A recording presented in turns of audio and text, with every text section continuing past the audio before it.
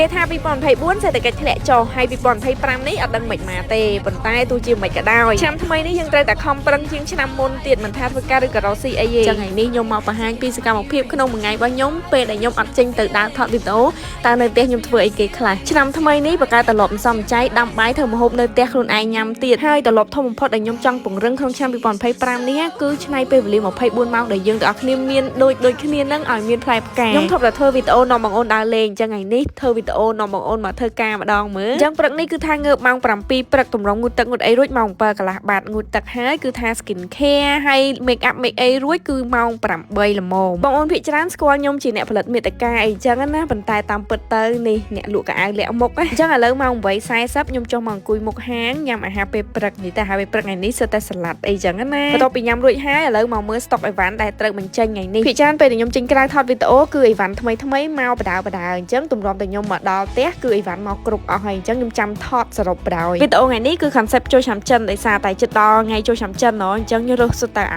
ាក្រហមនិយាយទៅពេលដើររើសកៅអៅដើម្បីថតហ្នឹងមានអារម្មណ៍សុវ័យចិត្តណាដោយសារមានអារម្មណ៍ដូចដើរ shopping អញ្ចឹងឥឡូវនេះម៉ោង9កន្លះអីវ៉ាន់ពេញឡានគឺថាខ្ញុំវិចអីវ៉ាន់ពីហាងកៅអៅទៅថតនៅផ្ទះថ្មីដោយសារនៅនោះbackground ស្អាតតាមផ្លូវឆ្លៀត delivery អីវ៉ាន់ឲ្យភ្ញៀវមួយសិនមកដល់ផ្ទះ cute របស់ខ្ញុំហ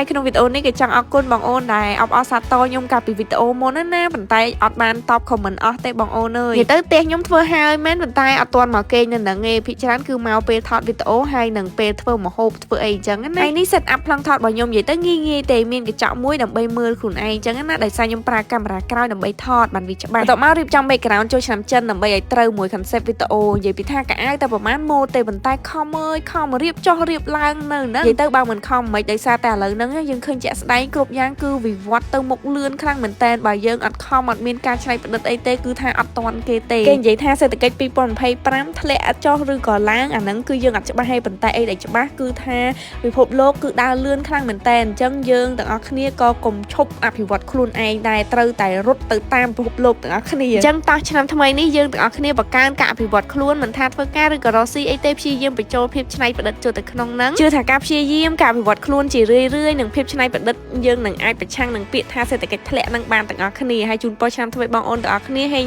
ពីមុនខ្ញុំអត់សូវដាំបាយធ្វើម្ហូបញ៉ាំខ្លួនឯងនៅផ្ទះទេភាគច្រើនញ៉ាំក្រៅរហូតអញ្ចឹងឆ្នាំថ្មីនេះចង់បង្កើតទម្លាប់ថ្មីដាំបាយធ្វើម្ហូបញ៉ាំខ្លួនឯងឲ្យបានច្រើនតាមអាចធ្វើបានជ្រុលជាដាំបាយញ៉ាំខ្លួនឯងនៅផ្ទះហើយអញ្ចឹងឆ្នាំដាំបាយដែលល្អធន់ហើយដាំបាយបានឆ្ងាញ់គឺត្រូវតែមានហ្មងអញ្ចឹងខ្ញុំប្រើឆ្នាំ brand នេះឈ្មោះ Kaku ជាផលិតផលលេខ1មកពីប្រទេសកូរ៉េនៅកូរ៉េគេពេញនិយមប្រើដោយសារអត់ចេះជាប់បាត់ឆ្នាំងទេហើយអត់មានសារធាតុ non-stick PFOA ដែលបង្កឲ្យកើតមហារីកទេយើងដាក់លាងអង្គពីទឹកឲ្យស្អាតចឹងមកហើយទឹកដែលខ្ញុំប្រើនេះគឺទឹកចម្រោះស្អាតម៉ាក Pantene Everfuel និយាយទៅគឺថាអីវ៉ាន់ប្រើប្រាស់ក្នុងមួយផ្ទះនេះគឺត្រូវតែគិតសុខភាពជាចម្បងហ្មងពេលដាំបាយគឺថាប្រើក្បាច់ប្រចាំតកូលមួយថ្នាំងដៃគឺថាអត់ចេះខុសទេបើនិយាយពីឆ្នាំងដាំបាយ Kaku នេះឆ្លាញ់ត្រង់រក្សាកម្ដៅបានយូរហើយសុវត្ថិភាពក្នុងការប្រើប្រាស់ចំពោះសុខភាពឆ្នាំថ្មីបងអូនចង់រកឆ្នាំងដាំបាយថ្មី brand នេះគឺខ្ញុំណែនាំហ្មងដោយសារខ្ញុំក៏ប្រើដែរមានឆ្នាំងដាំបាយអញ្ចឹងស្រួលដាក់ដាំបាយទុកចោលចឹងមកហើយបន្តមកធ្វើការយើងបានមួយផ្លែតត្រឡប់ទៅវិញគឺថាបាយឆ្អិនបានមកឥឡូវមក unboxing មើលបាយយើងមិនដែរគឺថាបើកមកឡើងឈ្ងុយមកហើយអត់មានក្តាំងអត់មានជាប់ឆ្នាំងដូចគេថាមែនណាចាប់អារម្មណ៍ឆ្នាំងនេះគេថាអត់មានសារធាតុ non-stick PFOA និយាយទៅខ្ញុំធ្លាប់ឃើញឆ្នាំងខ្លះអត់ជាប់ចឹងដែរប៉ុន្តែពេលប្រើមួយរយៈទៅវាលប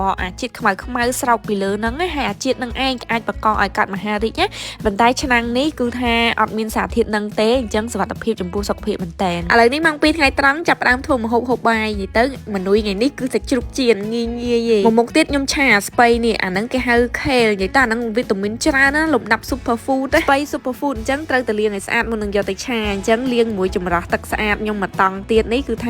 អែមហ្មងដល់វគ្គចៀនសាច់ឥឡូវសុំអួតផ្ទះថ្មីមួយទៀតណាខ្ញុំប្រើម៉ាក់ Kaku នេះដែរនិយាយទៅផ្ទះនេះមាំក្រាស់ល្អប៉ុន្តែមិនធ្ងន់ពេកទេហើយកន្លែងដៃរបស់គេនេះគឺធូរឈើមើលមក premium ហ្មងចម្លងកម្ដៅបានលឿនហើយអាចប្រើជាមួយចក្រានហ្គាសក៏បានជាមួយចក្រានអគ្គិសនីក៏បានហើយចៀនឬក៏ឆាយអញ្ចឹងអត់ជាប់ខ្ទះណាហើយយើងប្រើប្រេងឆាហើយនឹងខ្លាញ់តិចទៀតថ្ងៃនេះខ្ញុំធ្វើ style ចៀនសាច់អត់ប្រើខ្លាញ់ខ្ញុំប្រើតែដោយសារសាច់នេះអត់មានខ្លាញ់អញ្ចឹងខ្ញុំថែមប្រេងតិចចៀនមកក៏ហមល្អហ្មងប៉ុន្តែអត់ជាប់ខ្ទះទេហើយលាងសម្អាតបានស្រួលមែនតើខ្ទះម៉ាក់ Kaku នេះផលិតមកមាន7ស្រទាប់រួមចូលគ្នាដែលជាបច្ចេកទេសដំបូងគេនៅលើទីផ្សារសំខាន់អត់មានសារធាតុ non-stick PFOA អញ្ចឹងពេលដែលយើងឆាឬក៏ចៀនតកិចជាមួយនឹងវែកឆាយអញ្ចឹងគឺ វាអត់មានរបកចេញសារធាតុដែលប៉ះពាល់ដល់សុខភាពអីទេ brand Kaku នេះជាផលិតផលផ្ទះបាយលេខ1ល្បីជាងគេនៅកូរ៉េហ្មងបងអូនអូជិតដល់ថ្ងៃចូលឆ្នាំចិនត្រូវឆាមីឆាអីហ្នឹងអាមីគីឡូហ្នឹងជាប់ខ្ទះសាហាវណាអញ្ចឹងសាកប្រើខ្ទះ Kaku នេះមើលដោយសារវាអត់ជាប់បាទេអញ្ចឹងស្រួលជៀនហើយនឹងឆាអញ្ចឹងណាហើយកន្លែងនេះដាក់បន្លែចូលទៅវាខ្ទាត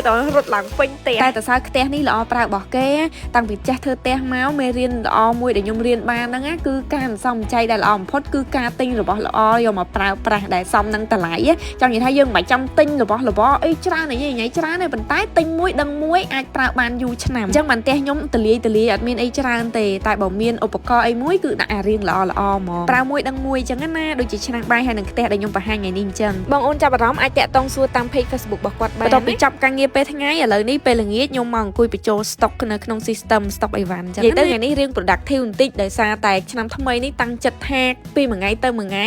ត្រូវតែធ្វើការងារអីឲ្យបានចេញជាលទ្ធផលយ៉ាងហោចណាស់ឲ្យបានមួយអញ្ចឹងបានថ្ងៃនេះថតសកម្មភាពក្នុងមួយថ្ងៃរបស់ខ្ញុំមកចែកម្លែកបងអូននិយាយទៅធ្វើទុកមើលជាទម្លាប់ល្អសម្រាប់ខ្លួនឯងផងហើយបើបងអូនមើលមានចំណុចណាល្អអាចយកទៅអនុវត្តបានដែរនិយាយទៅខ្ញុំសប្បាយចិត្តខ្លាំងមែនតើនិយាយទៅធ្វើវីដេអូនេះគឺអត់ប្រយោជន៍ទេបន្ទាប់ពីចាប់ការងារហាងកៅអៅពេលថ្ងៃអីនឹងរួចគឺពេលយប់ខ្ញុំចាប់ផ្ដើមកាត់វីដេអូភាគច្រើនខ្ញុំកាត់វីដេអូតែពេលយប់ឯងដោយសារវាផ្ដោតអារម្មណ៍បានល្អដោយសារវីដេអូមួយគឺខ្ញុំកាត់ផ្ដោតអារម្មណ៍ខ្លាំងណាស់ហើយអត់មាន script អត់មានអីទេភាគច្រើននិយាយទៅតាមអារម្មណ៍និយាយចេញពីចិត្តទៅហើយភាគច្រើនខ្ញុំកាត់តែនៅកន្លែងកលៀតអញ្ចាំងកន្លែងណាស្ងាត់ហើយនឹងពេលយប់និយាយទៅគឺចូលទួលសាហាវហ្មងអញ្ចឹងវីដេអូសកម្មភាពក្នុងមួយថ្ងៃរបស់ខ្ញុំថ្ងៃនេះមានតែប៉ុណ្្នឹងឯងអត់ដឹងមានបងអូនណាមើលចប់អត់ទេប៉ុន្តែបើមានអ្នកមើលចប់មែនពិតជាអរគុណធំខ្លាំងមែនតើអញ្ចឹងអរគុណច្រើនបាយបងអូនជួបគ្នាវីដេអូក្រោយទៀត